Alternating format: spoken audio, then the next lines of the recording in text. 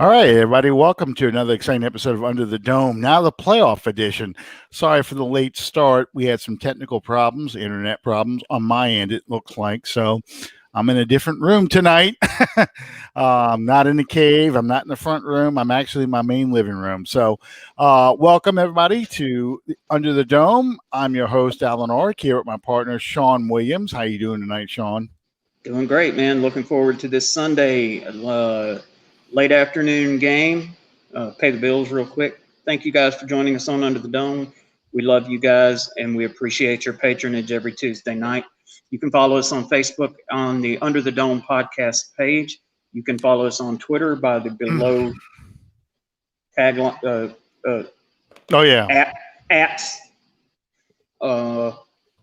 And away we go. All right. So the big question we had going into the last game of the season was, can we really improve our Can we really improve our playoff status? Is it really an important game to win? It'd be nice to sweep the NFC South, but are we really going to? Is it really worth risking an injury in a quote unquote meaningless game? Well, Alvin Kamara helped us with that. He gets put on the COVID list. They take out all the running backs and the running back coach because of contact tracing. And then we get DJ Swearinger is going to be out because of COVID. You already have Marcus Williams out because of his injury.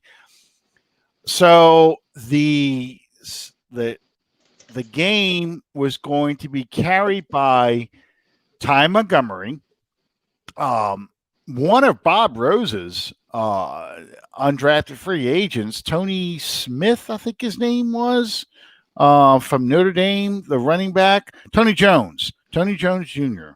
He was going to carry, the run. Those two were going to carry the running attack, and we already were going to be out without, not Marcus Williams, Deontay Harris and Michael Thomas. So, you're throwing to Emmanuel Sanders, Marquez Callaway, Austin Carr, Will Jordan Humphreys, Juwan Jameson. Yeah. So, you already got a whole cast of unknowns. And then we see some kid, the safety from Penn State, who actually had a great interception in the end zone. Grant Haley playing in the game too with PJ Williams. And I'll say right now, if you had in your, fantasy pool of games, players that unknown players that are going to make plays in a game for the Saints, and you had PJ Williams, Ken Crawley, both getting interceptions, and Austin Carr scoring a touchdown, go ahead and pick up your lottery ticket now because you've got to get two. You've got it. Very, very unusual 2021 2020 season wrap up 2021 game. So what was your impressions of the game? I thought that Ty Montgomery was going to give us a chance because he's got experience being that slot receiver / running back. I knew absolutely nothing about the other guy. But in retrospect, I think that I was more impressed with the way that the defense played than I was the offense.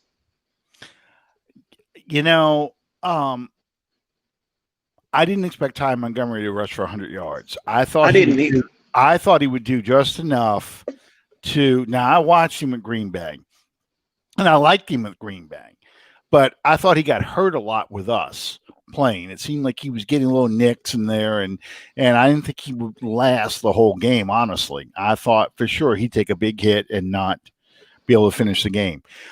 He impressed me with how well he ran. Now we ran. He had some holes to go through that there was nobody there. So, our offensive line played extremely well. I Yes. thought the left side of the line, Teron Armstead, he was throwing people out the club again. And I thought Andres Pete played extremely well as well. I mean, you really saw them blow the Panthers off the line of scrimmage. Yeah. I thought early in the game, I was really concerned because Breeze got sacked twice in that first half. And it came on a lot of blitzes, and I saw guys not picking up the blitz like they were supposed to. One, I think the first sack in particular, I think Montgomery was supposed to pick up, or maybe that number 45, Grant, that was a tight end. He was playing the H-back role. He was supposed to pick up the blitz and did not. And he instead tried to help on the inside block with Ramczyk, and Ramczyk had his guy easily. So, those were the kind of mistakes I saw in the game. And it seemed like once they figured out this is how they were going to play the game defensively, the Saints just sort of took control. You set up for field goals, but it was pretty much over at 19-7. Yeah. Defensively, I'm with you. I was very impressed at how well the secondary played. And once they knocked Teddy Bridgewater out of the game was pretty much over. Let me change how I said what I said. Mm-hmm. I think that the defense as a unit played very well, Mm-hmm. but I was very impressed with the number of big plays that were made by not big players. Mm-hmm. Reserve players, guys that like Grant Haley that you didn't even know were on the roster until you saw them on the field. Stuff like that goes a long way. And I'm really I'm liking the stride that this team hit as we're making the transition from the season into the playoffs. You wanted that game where these guys they've been on again, off again the whole season. And as we've said a million times on here, it's a marathon, not a sprint. Yeah. But towards the end of the season, games like the Philadelphia game, where we just really didn't look to be our normal defensive selves. Mm-hmm. And then you're heading into the playoffs on this note. I think that's a real positive. Yeah, absolutely. And, it was a little bit of trying to figure out who these players were that were out there making these plays. Ken Crawley's interception, for example. I'm like, who the hell is that guy? Then I saw Crawley in the back, and I was like, oh, my God. He made an interception. Rip Gadget. Yeah. It just was one of those games that I think Carolina in the beginning was interested in being a spoiler, but I think they felt the game kind of slipping away from them. And they sort of, when they went to the second quarterback, I keep forgetting this dude's name too, PJ Walker. PJ Walker. Yeah, when they went to him, it seemed like it was more of just, we don't have any faith in this guy either, so we're going to throw him out there just to finish this game. He started, 0 of 6? Yeah, something like that. Yeah. And I think the first pass that he completed was to us. Yeah, probably somewhere around there. But yeah, it just all life went out of them from that point on. And that defense, they wanted to talk a lot about Chin because I think he made the Pro Bowl, or Bradbury, I know, made the Pro Bowl. No, wait, Bradbury's not even on a team anymore, is he? Shoot. That shows you how close I was watching this game. I know they wanted to talk a lot about Jeremy Chin. I know that was their guy they wanted to talk a lot about. No, Bradbury is not on that team. Bradbury's on the Redskins, I think, now. Or the Giants. He was on the Giants. That's where he is. Because I was watching that awful Giants Cowboys game. Oh, my God. If you thought the Redskins Eagles game was bad, the Giants Cowboys game, That was just a comedy of errors combined with ref ball. Yeah, Um, sure was. I thought the Cowboys got screwed on that last possession. Bradbury is on the Giants. Okay, my son just put that in there. Bradbury's on the Giants. And that's why I knew I saw his name, but I couldn't remember where I was watching it. But yeah, that was something straight that would only happen to the Saints. You turn the ball over on downs. All you have to do is run the clock out. You fumble after you get the first down, and the referee says, "Oh, no, he's got the ball. He had the ball laying on his back, holding it up like this. He's got the ball." The Redskins player knocks it. The Cowboys player knocks it out, and you think the Cowboys have one more shot. I would have just given it to the Cowboys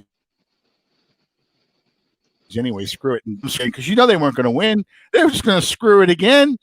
So Yeah. I mean, what's the harm? Yeah. I'm torn. All these people that say, and I'm not necessarily disagreeing with them, even though Washington won their division, I don't think that any of those three teams really should be in the playoffs. Well, it is. It's unfortunate because although the Dolphins got their clock cleaned by the Bills, was it 56 to 30 or something like that? I know it's dropped 56 points on them. A 10-win team did not make the playoffs in the AFC, whereas a team with a losing record in the NFC does make it only because they won the division. I get that, but as we all know, yeah, I did too. Chad says I wanted to see the Cow Turds beat the Sucks in the wild card round.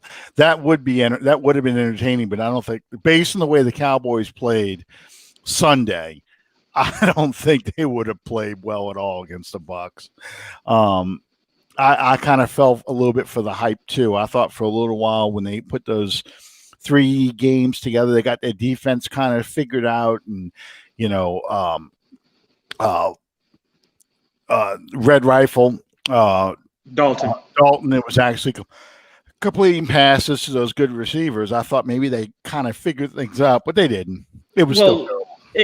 I honestly believe in my heart of hearts that had the Cowboys from the moment that Dak was injured, had Andy Dalton played quarterback from then until now, they would have won that division going away. See, I just don't see it, because it's the same problem with the Cowboys every year. And I blame Jerry Jones for this. And, this is not going to turn into a Cowboys podcast, but this is really more of a comment about the playoffs and the 7-9 and that weak NFC East division. Cowboys don't have this. They don't have a heart. They have no heart. Jerry Jones makes these guys believe they're as good just because they got the star on the helmet and they got the blue and white jerseys, that they are the same quality teams as the Troy Aikman era Cowboys that were going to the Super Bowls and the Roger Staubach era Cowboys, the Don Meredith Cowboys. They think they are those guys, and they're not. They're closer to the original Tom Landry expansion Cowboys. I don't care how much talent they got, and he needs to. That's the part of Dallas that needs to change, is they think they are just the greatest team just because they put on that uniform, and they live in the past. You think the Raiders live in the past? They live in the past, and these players who haven't done shit in the NFL live in that past, and that's the biggest problem with that team. Let's see what we got here. What are the comments we have so far?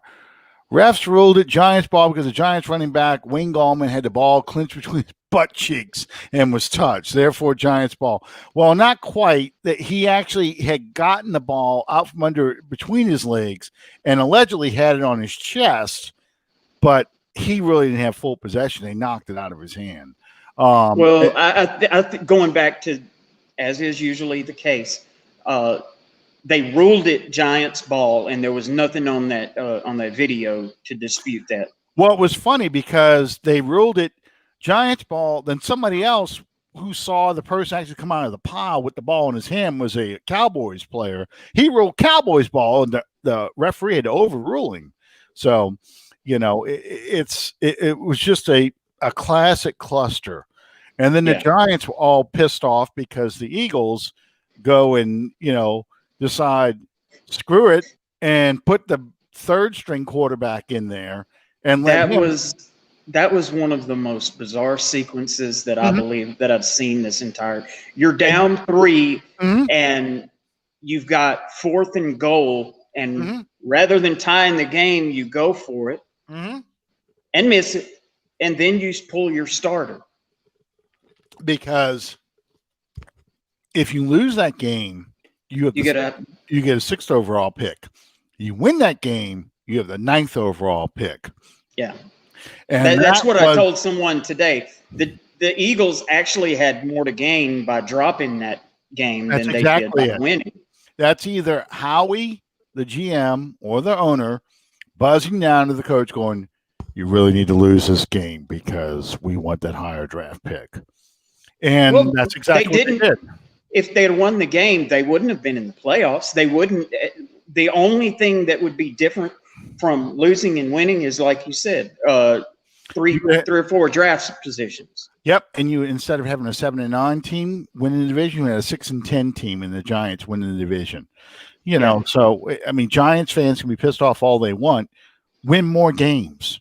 Yeah, I mean that's all you got to do is win more games. When you have to depend on somebody, when you have to depend on somebody else to get you into the playoffs, you kind of got to take what you're given. Well, you didn't deserve to go. None of those teams deserve to go, and that goes back to your point. You have a 10-win team in Miami. It doesn't make the playoffs, but you have a 7-9 team in Washington going to the playoffs. And unfortunately, too, the Bears, of course, played like the Bears that we expected them. They are who we thought they were. They kept it close for about, 3 a half, maybe, into the third quarter, and then Aaron Rodgers took it to him. So it really didn't matter if we won. It's good that we won. It's only the third time we've ever won 12 games.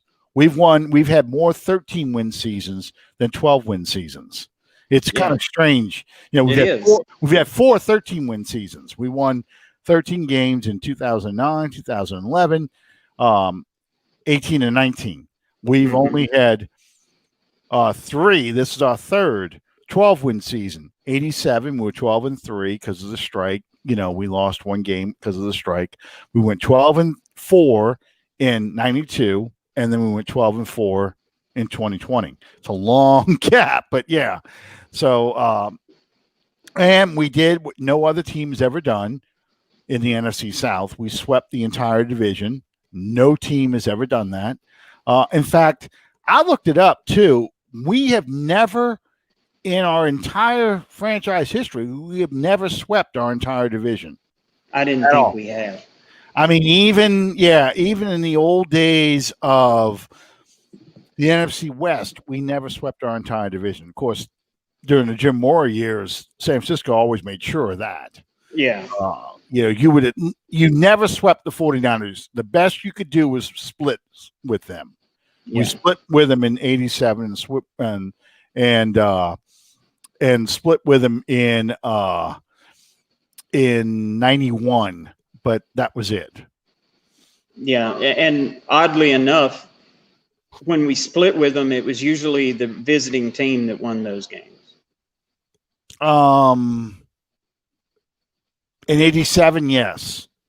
87, not 91. 91, we beat them in the Dome, 10-3 or something like that. That was the game that ended on a Harry Sidney fumble in 91 in the Dome. And then later that year when we were playing in San Francisco, the Steve Walsh fumbled spike cost us that game. Do you remember that? Yeah. That was the 49ers took the lead, and we were driving for a tie, and we were moving to tie the game back up. and we were moving the ball really well. And Steve Walsh got up to the line to spike the ball to kill the clock so he could save the timeouts. And he got the ball, and it slipped out of his hand as he went to throw it down. So it spun before it hit the ground, and that was considered a fumble. Nobody reacted. And the 49ers linebacker scooped it up and ran it all the way down, and only Buford Jordan ran him down, keep him from scoring. And I think Rathman scored 2 plays later, and we ended up losing by 10. But yeah, that was a very frustrating game because that was one of Steve Walsh's, until that play, that was one of Steve Walsh's best games as a Saint. As a Saint quarterback. He was going toe to toe with Steve Young. It was really impressive. It really was. I'm sorry, Steve Bono. Steve Bono was the quarterback in that game. Yeah, Sonny's son. Yes. Steve Bono quarterback both games, but that was a hell of a game. I also got the highlight somewhere on a VHS tape from that game. Chris Berman, he loved that game. He knew it was a great. Remember the old ESPN NFL primetime? You hear the music, and you could tell by the music they were going to play how good the highlights were going to be. Robin Roberts always got the crappy games that weren't even close.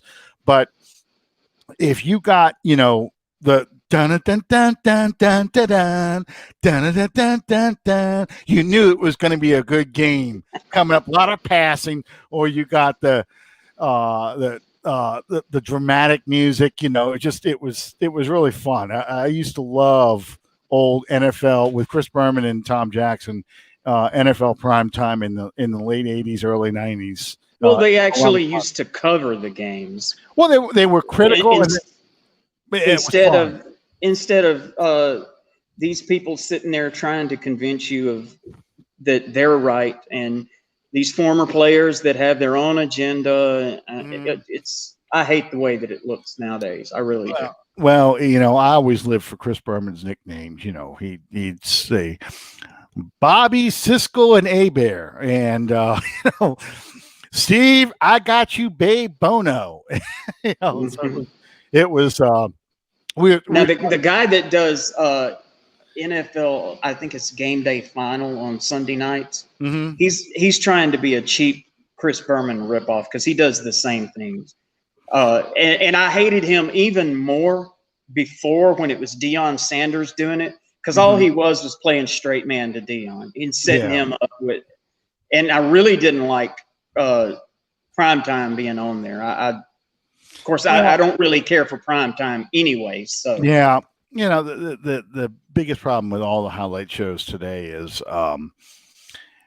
Chris Berman and Tom Jackson were new and different the way they presented the highlights. So that's kind of been the bar, and then you had someone come along like, I can't remember his name now. He passed away a few years ago from cancer. He also had a lot of sayings, cool as the other side of the pillow. He had the Stuart Scott. You had personalities who came up with their own names, and Jaws and Merrill Hodge. I remember those two. NFL matchup. I used to watch that a lot on ESPN. But you had people who had their own way of doing it.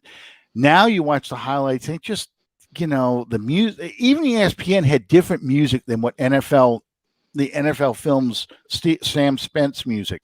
So it all added to a unique quality that you were watching. And now when you watch highlights today, somebody else Stuart Scott, booyah. Yep. Yes. I couldn't think of his name. I could picture him. I just couldn't think of his name. But Stuart Scott was another great one. I actually thought Kenny Mayne was funny, but Kenny Mayne was funny in a Stephen Wright kind of way. Yeah, he was so dry with his delivery. Exactly. Stephen Wright's famous joke is, I bought batteries, but they weren't included, so I had to go back and buy them again. Well, Kenny Mayne's joke was like Drew Brees with that pass through for 80,000 yards Not in this game. That would be a record in itself. He says for his career. That was Kenny Mayne's delivery. So that was. And you're right. Stuart Scott did change the game on ESPN. They all did. They all had a personality. If you want to see one of the most moving things in this world, go to YouTube and look up Stuart Scott's ESPY speech. Yeah. Where he got the Jimmy V award. Mm-hmm. Yeah, it is. So, and of course, I grew up, and you did too. The only highlights we ever got to watch were Monday Night Football, Howard Cosell's highlights. Yeah. So, that was one way. And Chris Berman was kind of a throwback to the Howard Cosell highlights. Yeah, except Keith Olbermann's insane. I have the book with Olbermann and Dan Patrick, The Big Show. I have that book. It's a very fun book. But somewhere along the line, Keith Olbermann literally went insane. And that's why he doesn't stay on TV. No, really. They try and pull him back to put him on TV, and he's good as long as his meds are on, and then he loses his mind. So, it was fun when he was on SportsCenter, but the man is clinically insane. There's no other way around it. Dan Patrick is still good, but Olbermann needs to be in a rubber room with the jacket with the extra long sleeves that snap up the back, because the man is insane. And I don't say that like, I mean, most people say, oh, they're crazy. No. Olbermann is insane. If you watch this man talk, it is like, it's like reading the crazed lunatic ramblings of a madman. He's like Renfeld in Dracula. He really is, except he's not eating roaches. But I mean, he's that crazy. Yeah, you don't even look at Olbermann on Twitter. That's the only impressive thing about that is he can type with his nose because he's in a straitjacket. I guess we can cross him off the potential guest list. Oh God! And Chris Sims is the greatest. Oh yeah. Speaking of people that need to be on their meds, yeah. All right. So,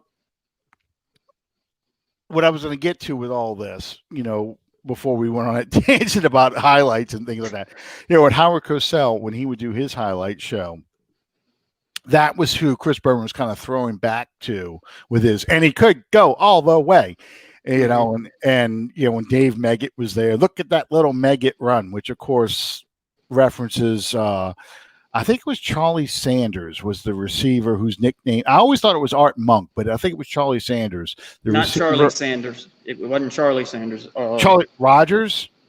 It was a Redskins receiver. I know that. Yeah. Just a minute. He was like 5'6". Yeah. His name was Charlie. It might have been Charlie Rogers. Ricky Sanders. No, but they called him the Smurf. His name. Yes. Yes. It wasn't Charlie Sanders. I could look this up if I was. He wore number 87. Yes, he was the one that that Cosell got fired because it was he said, look at that little monkey run. Okay. Howard Cosell in 1970. No. That's wrong. Hang on.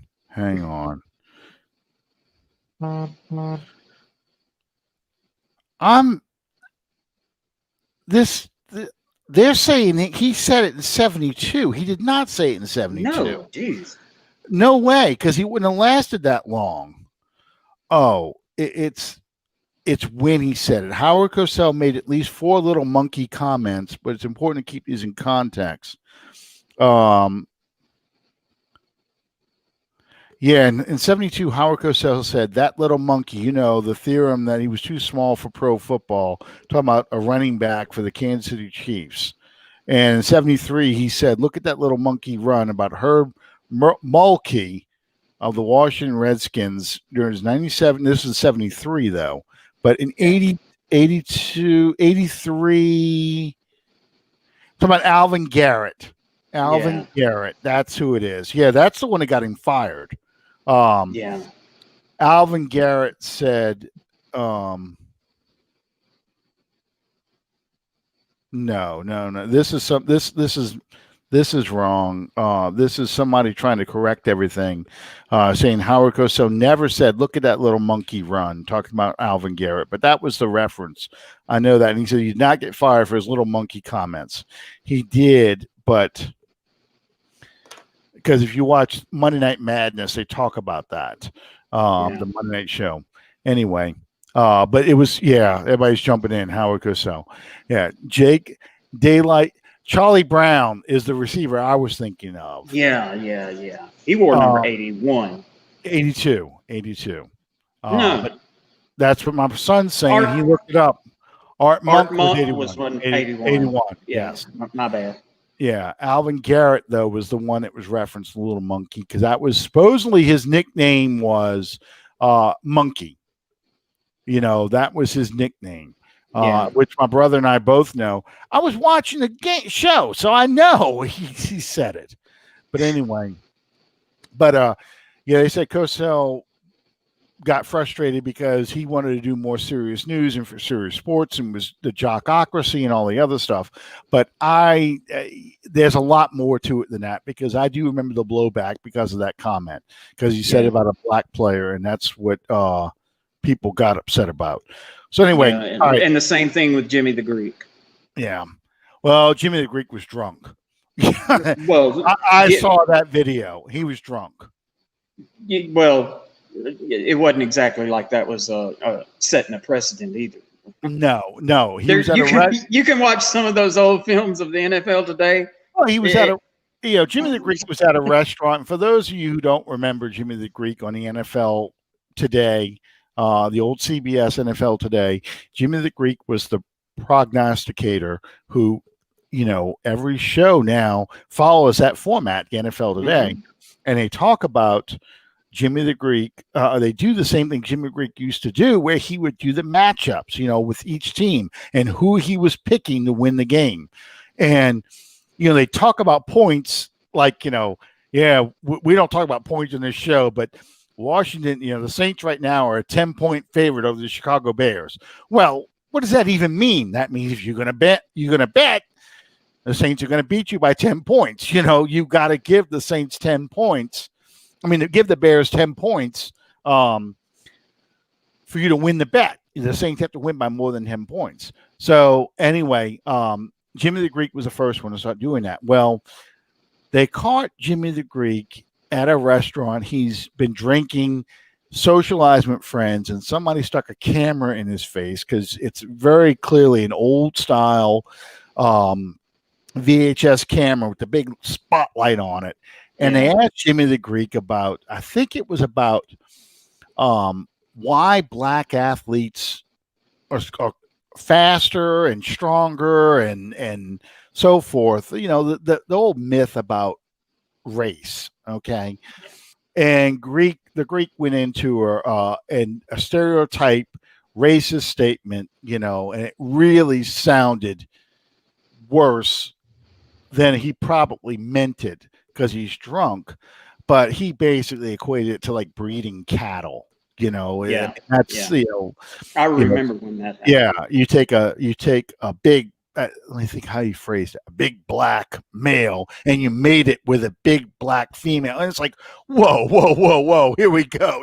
No. At that point, somebody should have reached over and pushed the camera down and said, no, we're not going to have this conversation. But that went on, there was no such thing as the internet back then, but the equivalent would be viral.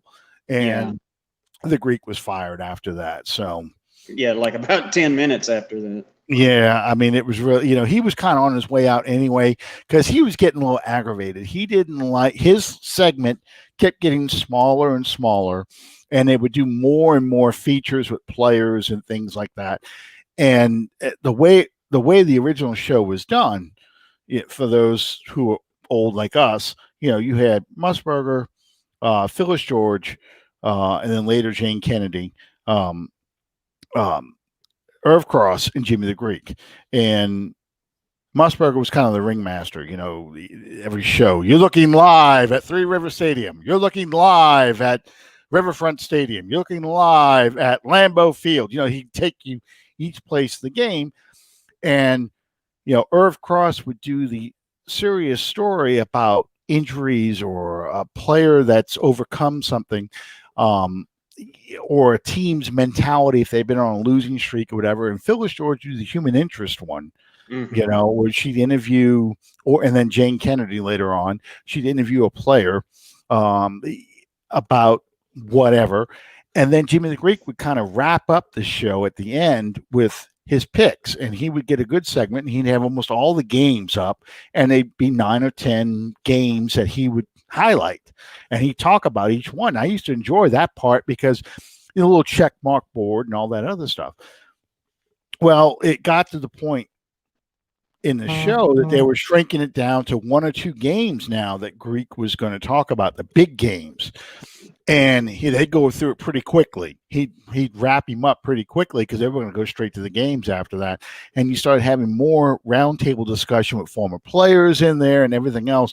And the format changed more like what we're used to seeing.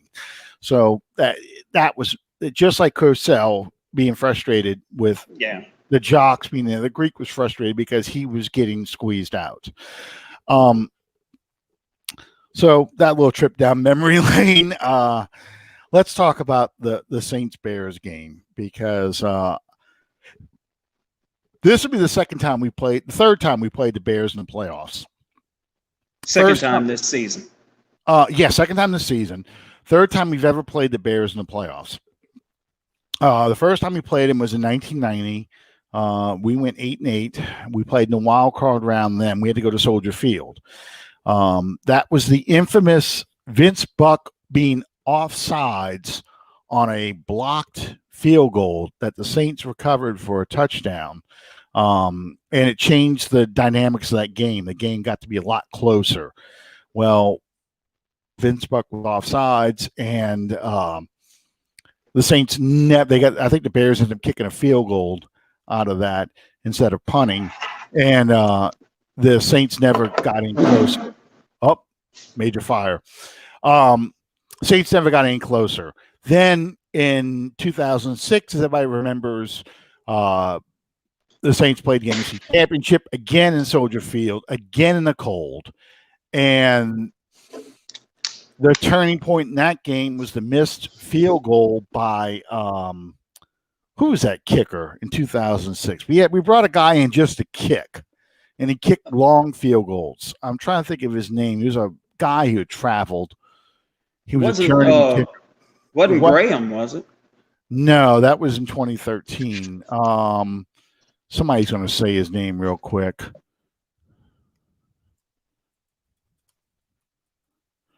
Well, I'll look it up right here. The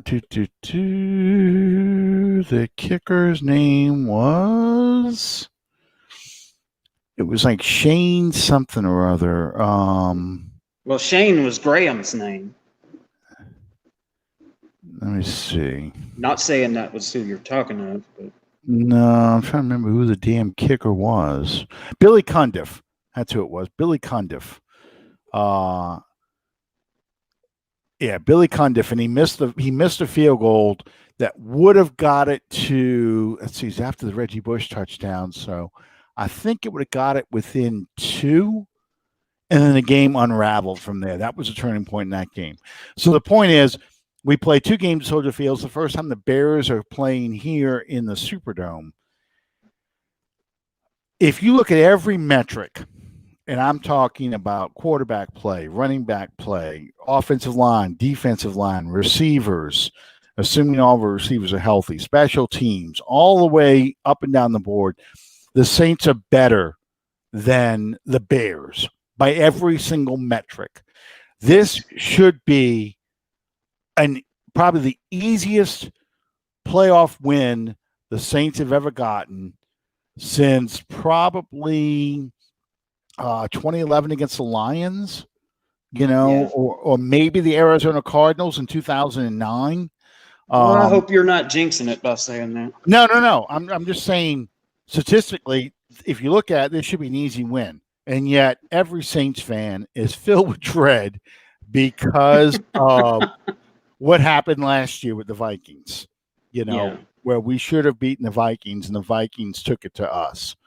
Yeah. Well, they're gonna have to show up to play. Yeah, I was going to say, it's just as simple as that. That was where I was going with this question. What do the Saints need to do to make sure that they take care of business? They are going to have to be about their business. They're going to have to get out there and make their plays and do their jobs and not let the moment be bigger than them. Like you say, by every measurable part, there's no way that the Bears should beat the Saints. But that's why they line up and play that game on every week. Right. Like I mentioned earlier, talking about the Carolina game, I like the stride that they were hitting by the end of that Carolina game, offensively, defensively, all of that, transitioning from the season into the postseason. Mm-hmm. And I don't think that I would have liked to have had that number 1 seed, but I don't think that it's the worst thing in the world that these guys are still going to be playing Sunday after Sunday after Sunday and keep that continuity going. And Danny, you just hit the nail on the head right there. Be focused. Yeah. You have a job to do. Go out there and do it. The Bears struggle running the football. We're great against the run, especially now Malcolm Brown is back in the rotation. We should take away the running game and put the game in Trubisky's hands. Trubisky folds like a cheap tent under pressure. Under pressure. He likes to run around out there, and that's how he gets away from it.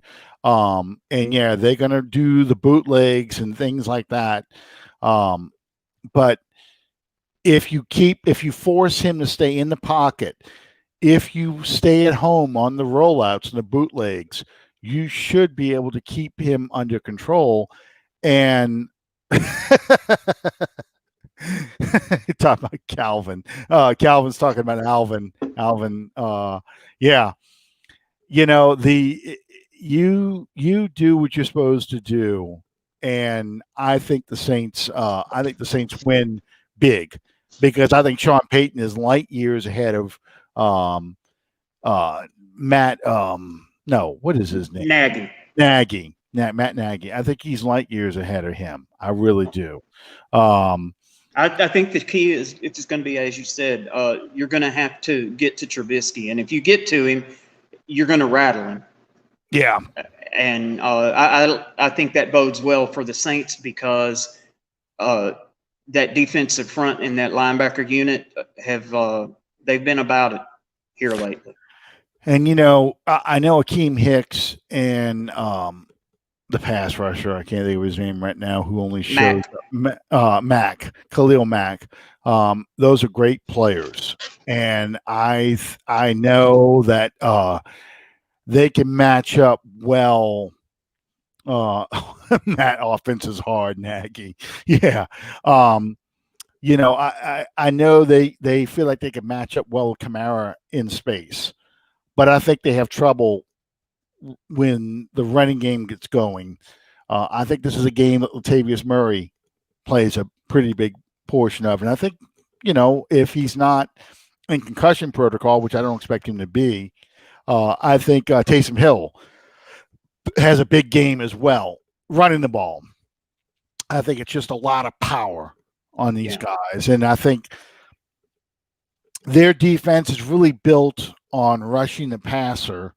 So power football really hurts them. That was the second point that I was going to make is you're going to have to take Khalil Mack and Akeem Hicks out of the equation. You're going to have to make them non-factors. Mm-hmm. Yeah, and Roquan Smith is in trouble. He's the guy that they've been matching up with Kamara. If Roquan Smith's out, they are in trouble. I haven't seen the injury report for the Bears yet. We'll see that tomorrow, the first one. But yeah, that Roquan Smith had his best game of the season against us, and we still beat them. We had to play in overtime. We still beat them. I think the offense is much more in sync now than it was when we played them in earlier this season. Yes, I agree. And I'm curious to see what happens to Chauncey Gardner-Johnson and Wims. Do we have round two? Does he yank his mouthpiece off again? That would be entertaining. Yeah. Look, I don't care if we win by 20 or by 2. I would not like to see this played out and stretched out to where it has to be an overtime game. Yeah, I really think that we just need to take it to them early in the game, make them play catch up, and that plays in our hands. Yes. Because he snatched my mouthpiece. Yeah, that'll bode very well with the Saints. If we jump on them early, 21-7, 28-7, if they get the ball first in the first half and we do our normal thing where we get the ball and score right before halftime, then score again on the first possession of the third quarter, I think the game will be over by that point. So, once again, I'm hoping that if we win the toss, we will defer. So I want us to win the toss and defer and get that ball in the second half. All right. So my brother's asking about these other games this weekend. How do you see these games playing out? The only thing that I know for sure, not a doubt in my mind, is that neither Green Bay or Kansas City will lose this week. way to play safe. As far as okay, we can take the NFC side real quick. I don't think that Washington even comes close to matching up to Tampa, so I would say Tampa's probably going to take that one. Now, the toss-up for this weekend in the NFC playoffs is going to be the Rams and the Seahawks, because you just really don't know. Shut up, Calvin. You really don't know. You really don't know which team you're getting with either the Rams or the Seahawks. Well, I think week to week. Yeah, I think Adams' availability is the biggest question mark for the Seahawks, because he went out with a bad shoulder last Sunday. So I think that will be the determining factor whether or not the Seahawks win, believe it or not. Yeah, I agree. I can see that as being a major factor in it, because he is the cornerstone of that defense now. Yeah, I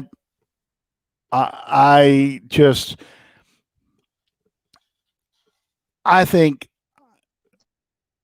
offensively, I think Seattle is a better team than the Rams. The Rams like to run the football.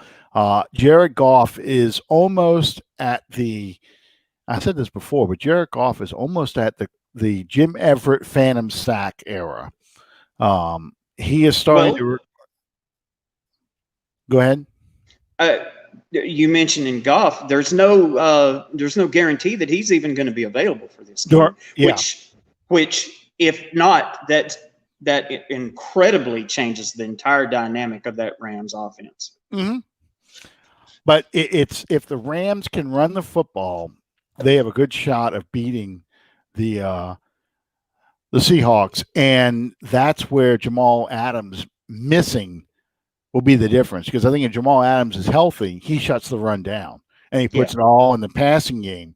And as good as the receivers are for the Rams, I don't think they match up very well with the Seahawks. That's going to be the most interesting game of all the playoff games opening weekend. I'm trying to think of the AFC matchups right now. I know Cleveland has got Pittsburgh. 17. They got Pittsburgh, but they got like 17 players, and they had to shut the facility down because of COVID. So it's a mess. That's going to be a mess. And Pittsburgh, you never know what you're really going to get out of this because they gave Cleveland a little bit of a run for their money, but they are the better team. But I don't know if they are going to beat Cleveland in the playoffs. If Cleveland's playing well, don't let the game this past Sunday. No, I'm not. Because they played without Roethlisberger. Now, but there again, like you alluded to, are you going to get that 11-0 Pittsburgh Steelers team, or are you going to get the one that dropped those 3 in a row where they couldn't catch their breath in a windstorm? Yeah, if you can't, if they have a hard time running the football. So if they are going to throw the ball like I expect them to do, then they're going to have a hard time beating Cleveland because I don't trust those receivers to consistently catch those passes. And I think Roethlisberger's arm is shot. We were talking about Drew Brees earlier with the noodle arm. I think Roethlisberger's arm is shot. So that's going to be I expect Pittsburgh to win, but I think Cleveland's going to really. They're going to make a game of it, I do believe.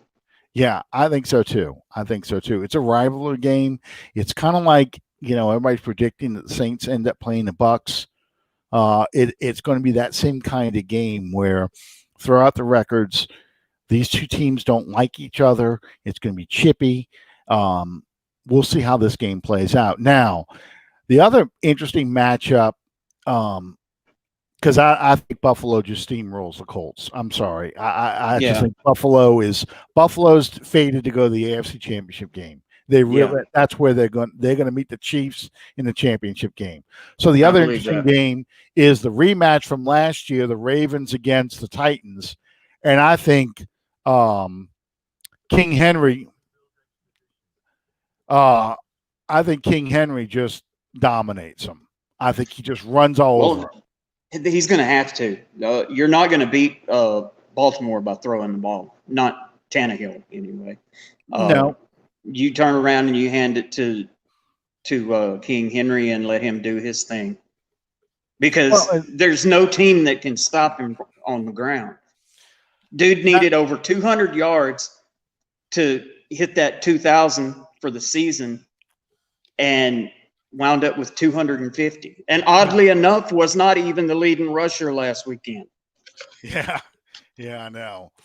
But I just think that the Ravens aren't built to stop somebody like Henry, and they're not going to be able to throw the ball enough or build up a big enough lead enough in the passing game to make him irrelevant. No, they're bad. I get that. My son's saying Tennessee's defense is terrible. They are bad, but the Ravens' offense is not much better. Because Lamar Jackson's a streaky passer. Yeah. And if you can rattle Lamar Jackson, or you get this the kind of game where you get Lamar Jackson do 3 and outs and you start running Henry and you controlling the clock with Henry and you make Lamar Jackson a passer, I think that's where the Ravens run into trouble. So, I expect Tennessee to win that game. I really do. I do too. I expect Tennessee to go on to play the Chiefs. Another rematch game. I think the Steelers beat the Browns, and I think the Bills just roll the Colts because I don't trust Phillip Rivers at all. No. And I don't think the Colts have enough weapons to keep up with the Bills. I don't even expect that one to be close.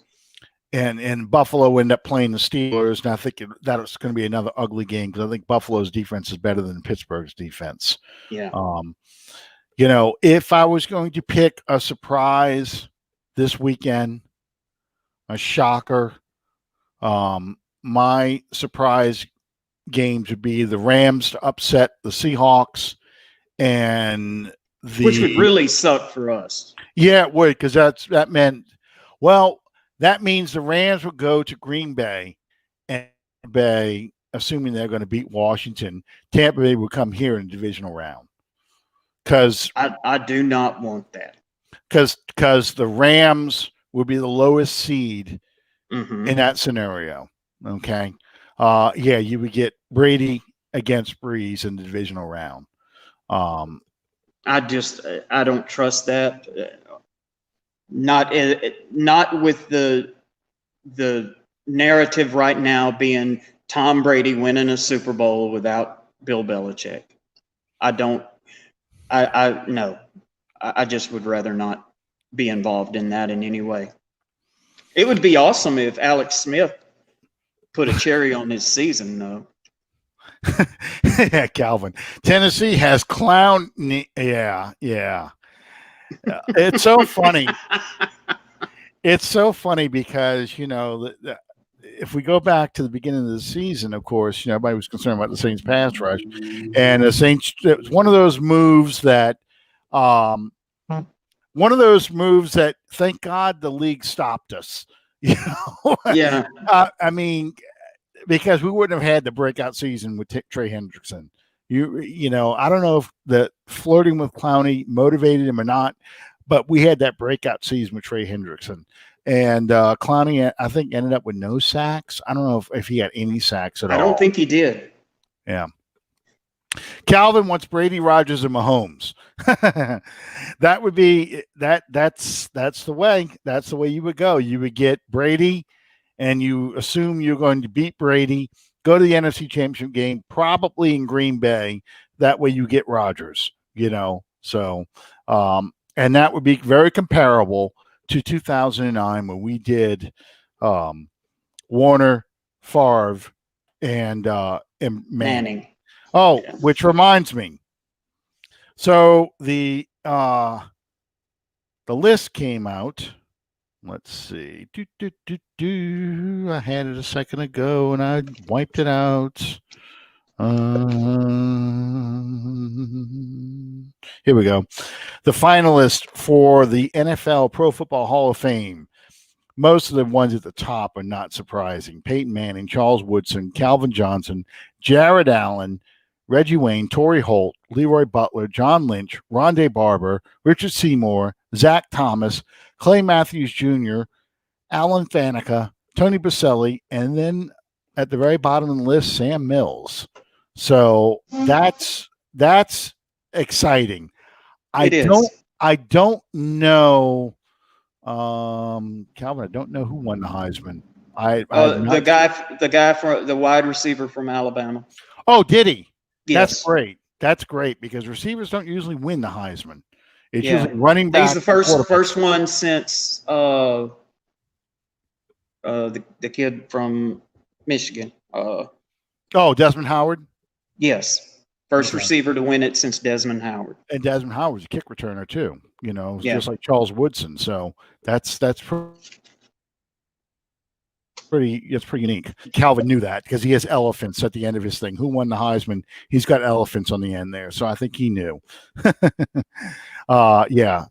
Devontae Smith won the Heisman. Yeah. Okay. So let's look at this list here. Well, Peyton Manning's a shoe-in, and so is Charles Woodson, honestly. Peyton Manning and Charles Woodson are shoe-ins. Calvin Johnson, I would think he is a shoe-in, but the committee's really they're backing off a lot of it on receivers. I mean, that's one of the reasons why Terrell Owens did not get in the first time around, because they feel like too many receivers to get into the Pro Football Hall of Fame, especially in this passing era. So these are the receivers he's competing against. Calvin Johnson is competing against Reggie Wayne, Torrey Holt, and I thought I saw one more, but maybe I didn't. Reggie Wayne, Torrey Holt. Yeah, that's it. Of those three, I would think Calvin Johnson's got the better resume. Yes. But Torrey Holt has a lot because he was a part of the Greatest Show on Turf. I think he's got a good challenge for Calvin Johnson.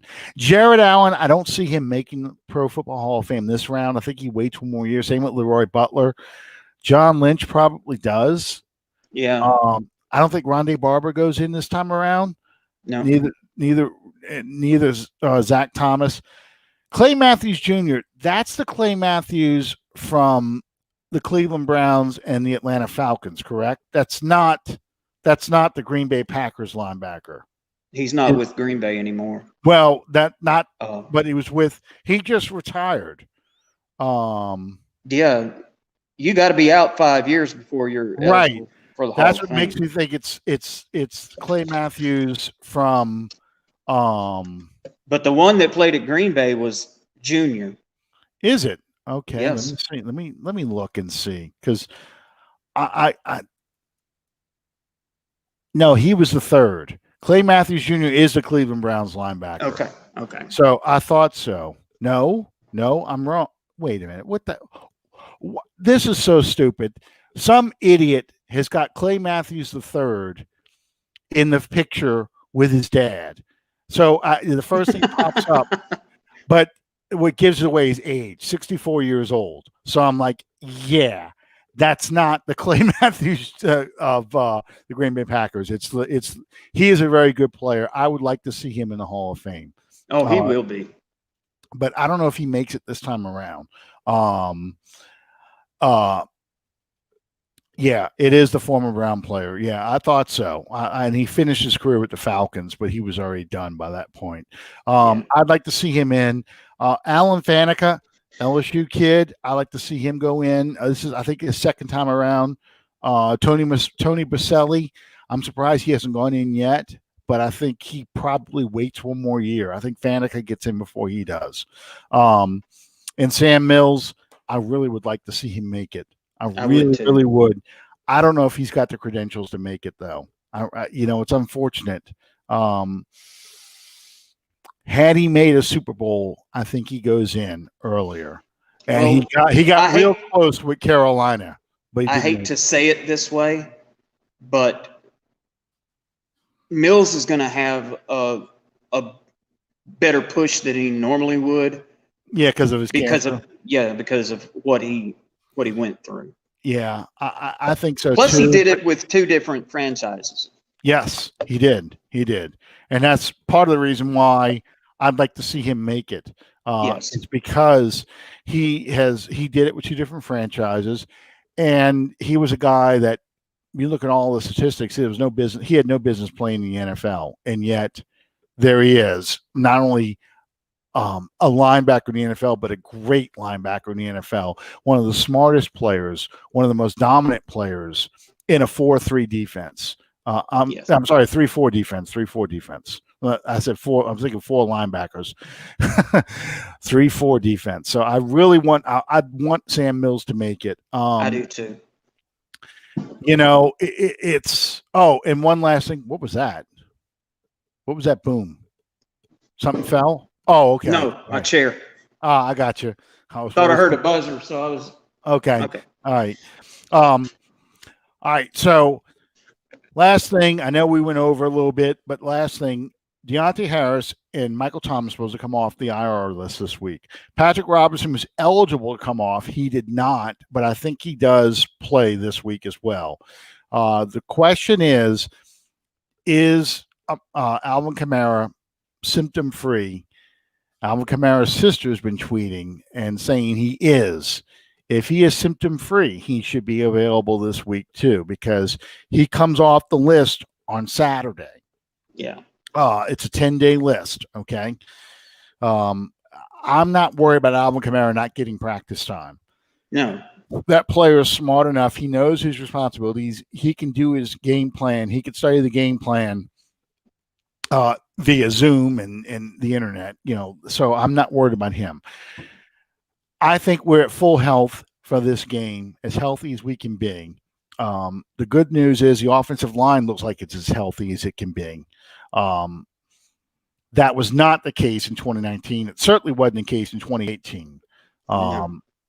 Andres Pete played with a broken hand. You had basically in 2018, especially, you had in 2019, I think what you call it was playing with one leg. Teron Armstead was playing on one leg. 2018, he was still recovering from that torn pec muscle. Well, Jesus, the Minneapolis Miracle game, we only dressed 7 offensive linemen for that game. Right. That is the big difference in all those playoff losses. Our offensive line was not healthy playing these games. Our offensive line, and Max Unger, of course, by 2018, he looked pretty much done by the end of the 2018 season. I think they're all much healthier this time around. Alvin Kamara, COVID aside, Alvin Kamara looks like a better runner, looks closer to his 2017 season. The question will be, is Michael Thomas in great shape? Can Michael Thomas cut and make all those catches? Well, he seemed to be able to with Taysom Hill in there. Yeah. I'm not too worried about Thomas. Breeze has got his chemistry right now going with Sanders. Yeah. Callaway looks like a great slot receiver who run blocks very well. Wears that number 12 very well because that catch he made on the sideline and then that catch he made on third down was very Marcus Colston-like. Yeah. So I like this. The offense looks like they're in a position to make a run as opposed to the previous 2 years where the offense, like by December, they were kind of running on fumes. Yeah, I agree. The question is, does the Quan Alexander injury haunt us because we're playing Anzalone a lot more than we did? I've been basically pleased with what Alex Anzalone has done since Quan went down. Mm-hmm. I just worry when Quan got in there, the bootlegs ended. They had a hard time. Just stay away from the damn strippers. You're right. When Quan was in there, they could not execute a bootleg against us anymore. He really freed up Davis a lot to not only blitz but to run sideline to sideline and run those outside plays down. And that's what the Vikings got us last time with the outside run plays. I don't know if y'all noticed, but Zach Bond played a lot Sunday. Did you notice that? Yeah, he looked good too. Yeah, he did. He did. So, for a lot of people who are worried he may be a bust, he looks like he is learning very well with the team. I just have a good feeling about this game. Like I said, we're much better than that team in every respect, especially coaching. I think the Philadelphia game aside, I think this team is very focused, and they showed that almost all of December. You played extremely well against the Chiefs. And that was probably the best team we played. We dominated and destroyed basically the Vikings. The score does not indicate how dominant we were. Just bullshit penalties kept the Vikings close.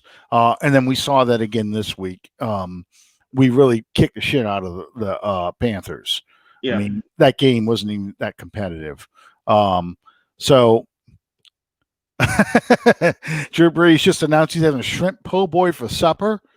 Okay. All right. I hope it translates to a good game Sunday. There we go. So I expect this to be a big win. And we'll see if we play the Rams, or the Seahawks, or the Bucks next week. And I think that's what we're going to be talking about next week. Sean, any final words? Who dat? There we go. Guys, enjoy the week. I know last week felt like a long week. I think this week's going to feel like a long week too, because there's a lot of dread. I want us to get over the playoff hump. And next week, I think, is the playoff hump. That is the stumbling block. I'm not so worried about the wild card round. Last year aside, I think, we've been haunted by playoff failures since 2009, and I think that's kind of playing into our psyche. I think we're a much better team than most of the teams in the playoffs. I think we're a better team than the Seahawks, the Rams, the Bears. I'd The even Bucks. challenge the Bucks. I'd even challenge the Packers. If we play the Rams. No, I'm sorry. If we play the Bucks next week, I'll talk about this some more. But if we end up having to play the Bucks, I think we match it very well with the Bucks because what they like to do, we defend very, very well. And defensively, what they're good at is our strength. So they struggle to handle that. So, I'm not worried about playing Brady a third time.